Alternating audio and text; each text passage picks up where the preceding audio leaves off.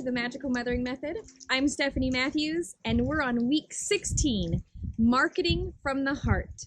Now, marketing from the heart is really that, coming from a place of complete authenticity and integrity and really sharing our gifts, our abilities, our services from a pure place of not just giving, but from receiving as well.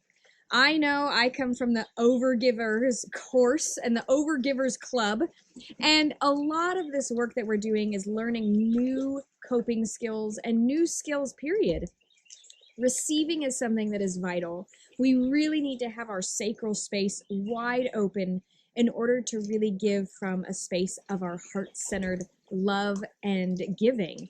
We also really need to make sure that our solar plexus, our space of empowerment, is wide open as well. With both and all three of the lower chakras in complete alignment, our root, our sacral, and our solar plexus, our heart can really give from a place of knowing our worth, can give from a place of knowing the value that we offer those in this world. And so I want to go through today, and I really want to bring us to a place where we have a complete knowing and understanding of how to give from a heart-centered space. Now, I want to go through, and I want you to close your eyes if it's safe to do so. If not, just come back to this video when you're in a space that you can close your eyes and take a moment. I want you to think about a time when you gave from a place of pure love, that you gave from a place of pure just joy and openness and love. Now, as you're going back to that moment in time, I want you to pick a moment in time when you were actually shut down, when you were giving and you were feeling so open-hearted and you were really excited and feeling generous and loving, and then it stopped. And then you hit somebody's brick wall. You hit somebody's uncomfortability, and everything stopped. I want you to go within and really feel in your heart space what emotions come up there. Is there this wanting to pull back? Is there this wanting to not be so generous? Is there this desire to protect and make sure that you are safe and so you no longer give so fully? As you're going through this, I really want you to pinpoint exactly where in your heart space this memory is being held. And I want you to imagine that you're going within and you're literally going to unravel this memory from your heart space. I want you to go within and literally start detangling and unraveling as if it's a knotted up ball of yarn around your heart space, really disconnecting you from being able to give and receive, from being able to give so generously and to charge for your gifts so that you receive generously. I want you to go within and literally just start detangling and untangling all of this knotted up protection that is over your heart, and start pulling out all of that is keeping you tight and constricted and unable to fully 100% love. Not just yourself, not just others, but to give from such a space of generosity. And when you're complete, I want you to imagine this emerald green light just filling up your heart space, allowing for you to feel so incredibly generous. And now I want you to open your eyes.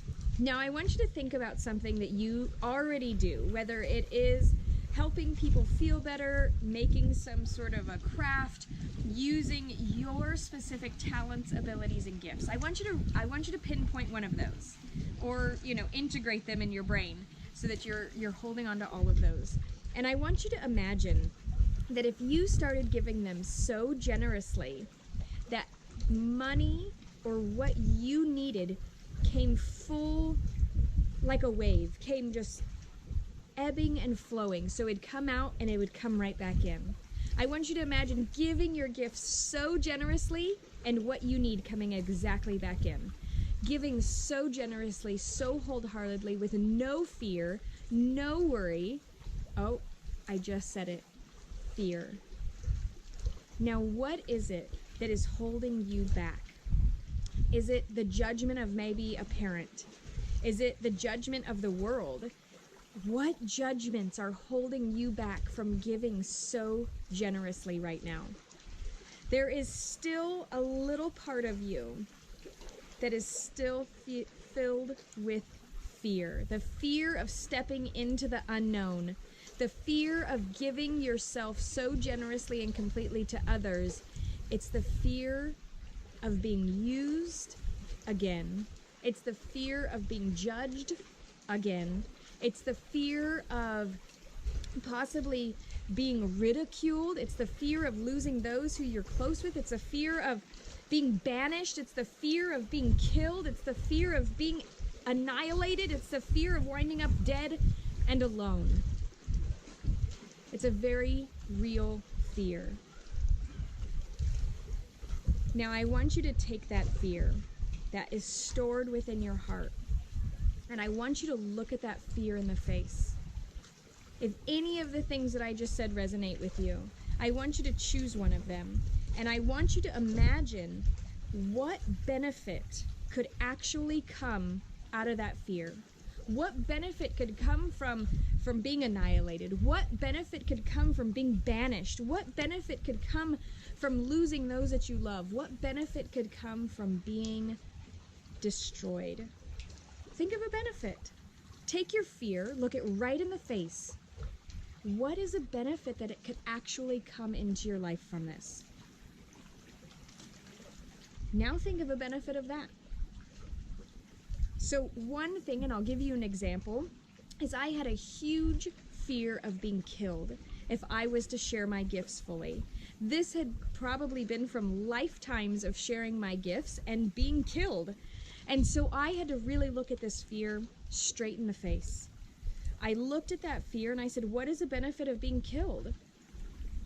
It's that it's done. It's left unfinished.